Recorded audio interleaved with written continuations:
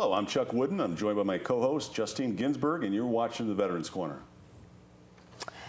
Thank you, Chuck. If you haven't seen the Veterans Corner before, it's a show dedicated to our veterans, their families, and all those who give support to our veterans in our community.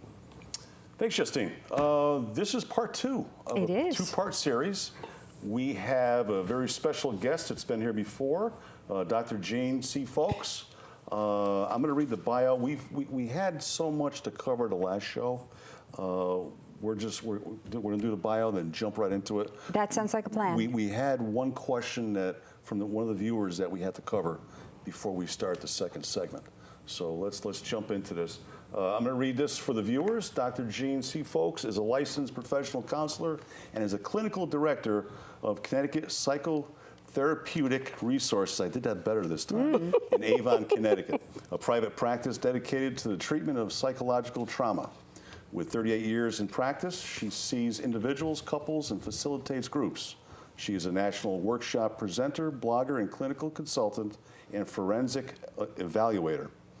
Jeanne is also taught as an adjunct professor of psychology at Central Connecticut State University and is a clinical instructor at the University of Connecticut School of Medicine. Dr. Jeanne is an EMDRIA approved consultant, has advanced training in emotional freedom techniques, and is a master ART clinician. She is appreciated by clients, students, and consultees alike for her insight, skill, and warm humor. And just like the first show, we can attest to that.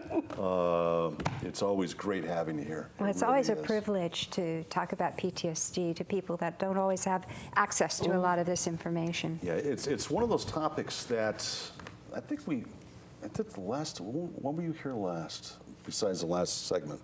It was a while ago, I think. Yeah, almost a year, I think. Yeah, I think that's the topic that I know that during a winter rotation that we really want to tackle more, that and the topic of suicide prevention, which we're going to be doing within the next couple months. But we did have one question. It's right here, Chuck. That, you know what? I'm going to do this. You can. By the time I find it, that's why they pay me the big bucks. The show will be over. The last segment, if you didn't see it, we did a question and answer from viewers, and it went very well. We had a number of questions. We just couldn't get to this last one. And this is Jesse from Avon. Someone told me that with right therapy, right therapists, PTSD can be cured in one session. Is this true? And that was Jesse from Avon. Well, that's a great question. The answer, in some ways, is yes, and in other ways is no. There are forms of PTSD that are called discrete trauma. Your life was going along fine, and then on one particular day, a day that you could circle on a calendar, something dreadful happened. Your house burnt down. You were in a car accident. You know, something bad happened, but life was good. You had lots of resources, friends, stability. On occasion, I have seen a discrete trauma, and certainly I can attest to this in my own office, cleaned up and taken care of in one session. So it can be done. However, when we're talking about chronic trauma or profound trauma, we're really dealing with a very different typography where the trauma symptoms are concerned. And that is a slower boat. Now, there are certain treatments that can expedite treatment, and things that can slow treatment down. Maybe we do a show on that someday. I have also seen a final session somehow bring it all together for somebody, where they have, in essence, done a lot of therapy and a lot of different things and slogged and slogged and slogged. And then there will be a powerful quantum leap that happens in a session where we do a big piece of EMDR, we do an accelerated resolution therapy session, and a whole lot of pieces suddenly all click into gear and fit. And so that can look like I was cured in one session, but there was actually a lot of slogging up to that quantum leap moment. Yeah. So yes and no. Yeah, I mean, it all depends on the trauma and how you got to that location. Absolutely, and what you brought to the party. Yeah. We bring everything we are, everything we've experienced, all that we are as human beings to a traumatic experience, and we don't all bring the same tools and the same history. And it can make a huge difference in terms of what it requires to recover.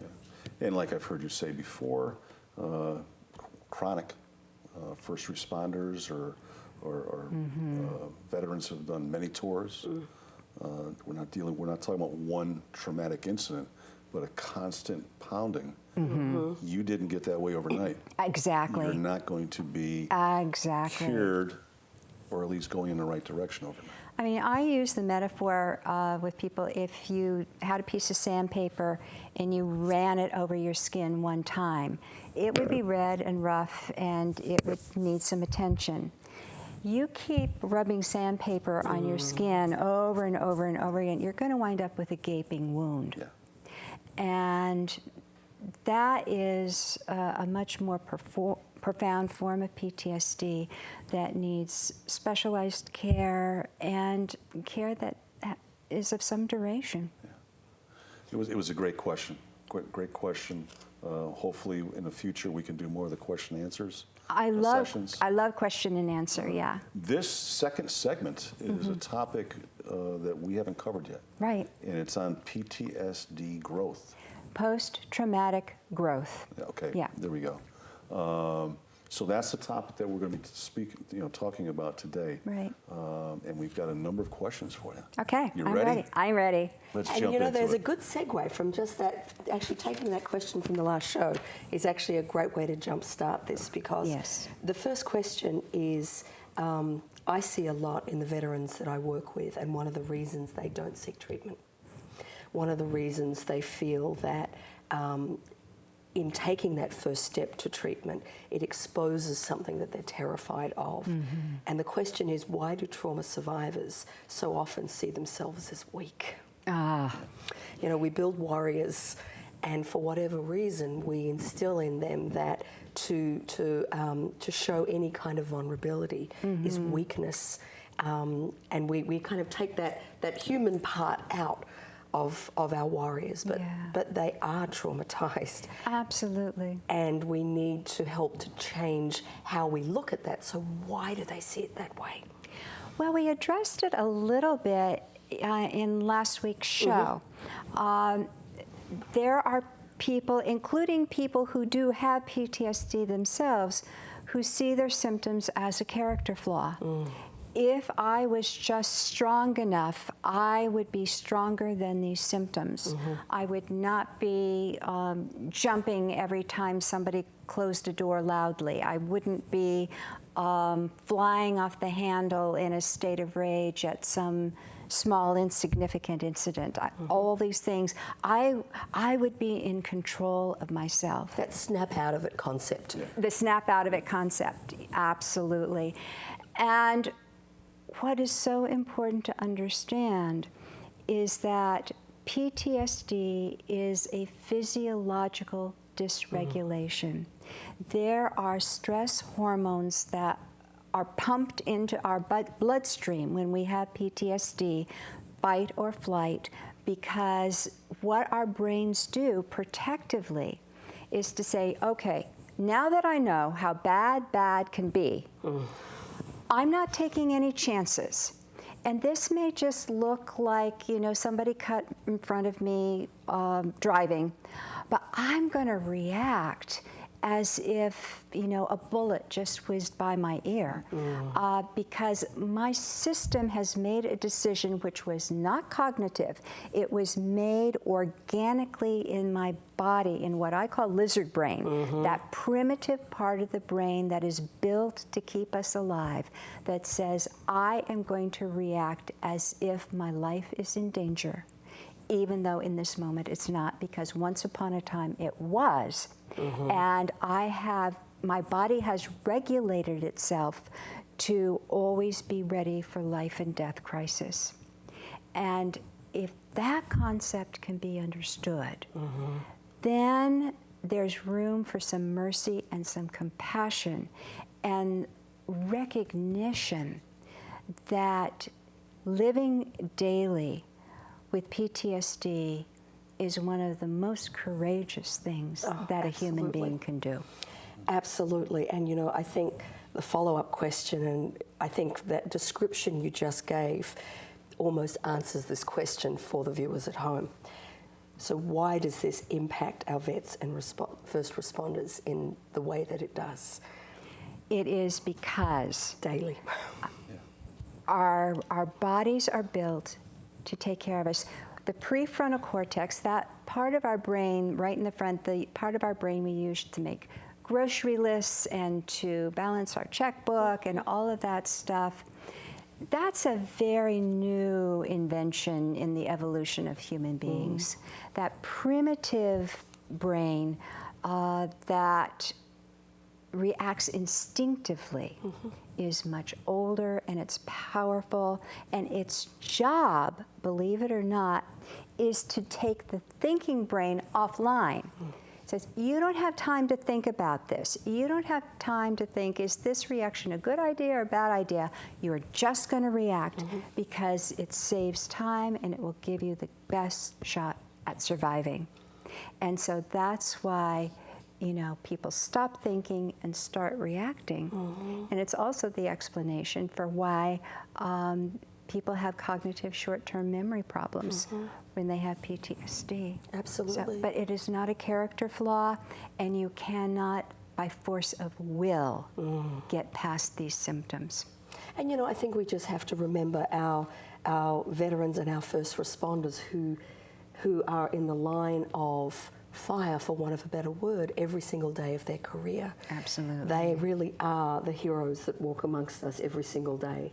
Our corrections officers, our nursing staff, our medical teams, our psychologists and psychiatrists.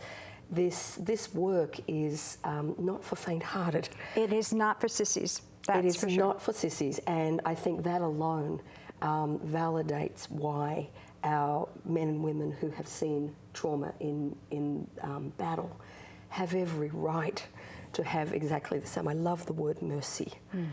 The mercy of our communities in wrapping around them and being the voices for them, in lifting them up so they can get the help that they need. The bottom line is having PTSD symptoms does not mean you're a coward. Absolutely not.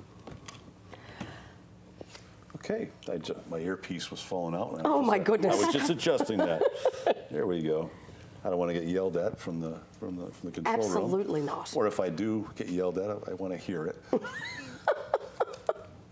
Didn't sound right, but why not? Jeanne, we're talking about post-traumatic growth. Right. What is it exactly? Post-traumatic growth is anything that a person understands in a new way in their life, adds to their life, or changes in a good way in their life as a part of the recovery from PTSD. Okay. There are things that some people get that are positive on the other side of PTSD, and we don't always talk a lot about that. What are the stats, are there stats, I should say, available about PTG? Is it available? It is. You can Google it. There's quite a range depending on the study. Some studies are as low as 30%. Many studies are closer to the 70% range.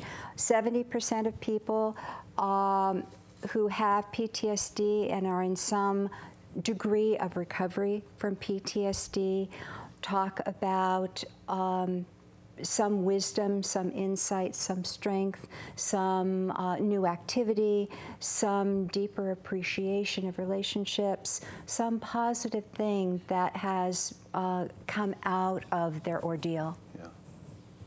Okay. So is post-traumatic growth a direct result of the trauma? No. It's really not, and definitely trauma is not a thing to be sought to say, oh, I need to grow, so I'm going to go out and find a trauma so that I can just be a much wiser, more noble human being. No. They don't offer that in college? No, I'm afraid not. At least I haven't heard of it. Post-traumatic growth is a result of people having the courage to work through their PTSD symptoms and find reasons to be better, stronger, wiser, and more compassionate people. I think one of the strongest gifts that can come out of PTSD and its recovery is learning to have more compassion for self and others, understanding a lot more about human frailty and about human struggle and human battles, and that none of us gets through life unscathed. And so maybe we can cut each other a little slack. Absolutely. I always think of the word hope when I hear it, when I talk to our heroes as they're on their journeys of healing, that there is always hope. And I think probably the next follow-up question to the post-traumatic growth discussion is, do we need to minimize the severity of trauma to experience post-traumatic growth? Absolutely not. In fact, it's the reverse that is true. As long as you are in a certain level of denial or avoidance, I'm fine, I just need to muscle through this, it's not as bad as I say, and I don't care what other people say, I really don't have PTSD. All those things actually keep you from moving through PTSD, coming out the other side, and finding the hidden gifts and benefits that may be there. So actually, the more you face PTSD and deal with it, the more likely you are to discover the hidden gifts. Love it. Okay, you want me to jump? Oh, look at that. Go ahead. We've messed it around a little, but that's okay. You can take the next one. I can take the next one? Yeah, All right. So it's got your name on it. I thought you were looking a little like Justine tonight. So how do you go about enhancing your mental health? What is helpful for our trauma survivors when asking themselves certain things? So let's start with emotional well-being. Okay. Yeah, Break this down. We have Dan Siegel, the wonderful psychologist who's written a lot on this topic, who's broken this down into some categories for us, and I thought the categories might help us get through more material a little bit more quickly. So in looking at your emotional well-being and how to enhance it, how to strengthen it, and how to gain the post-traumatic growth emotionally, you want to think in terms of, what do you do on a daily basis to enhance the quality of your life? What do you do in a day that's important to you and that makes you feel better about yourself or about other people? How do you manage stress and cope with difficult emotions to get more skillful? I talk a lot with my clients about building skills, being more skillful in dealing with stress, doing more self-care, and finding out what gives you pleasure. A lot of people lose track of joy and pleasure when they have PTSD. And coming back into, and you have to sometimes actively go looking for it. What do I still enjoy? what does bring me pleasure, and it may be something new that you've never done before. Maybe you take beginner guitar lessons and you've never touched an instrument in your life. Or it may be coming back to something very old and familiar, you know, fixing up your motorcycle or whatever it is that you love, that gives you a sense of peace and emotional calm on the inside. You know, I think that's a really lovely thing to remember when I work with our families in the Resilience Grows Here program. One of the things that so many families say to me is, PTSD is not all bad all the time. It's not. There is still times of joy and happiness and family togetherness, and I think we need to remind ourselves that it's not all darkness. It is not, by a long shot. There is still light in there, and I think that knowing how to nurture that emotional well-being is so important. And to notice it. Yes. To notice the moments. And celebrate them. Absolutely. I'm a big fan of a gratitude journal. Yeah. Just to, you know, you don't have to write poetic paragraphs, just bullet points, but something every day that gave you a sense of pleasure, that gave you a sense of hope, that gave your life a sense of meaning. Oh, that's wonderful. So what about our psychological well-being? Do we have to do another show? I was going to say, I was about to say the same thing. I beat you to it. The short answer is, and Viktor Frankl, the Jewish psychiatrist that survived Auschwitz, talked about this so beautifully in his book, Man's Search for Meaning, that every human being has to have a sense of meaning and purpose for them to have a sense of psychological health. We have to believe that our life matters and that we are bringing something to the party of being a human being. And one of the things that gets deeply compromised with PTSD is the sense of meaning and purpose. And we will talk another time about the influence that a sense of no meaning and purpose has on suicidal feelings, that it doesn't matter that I'm here.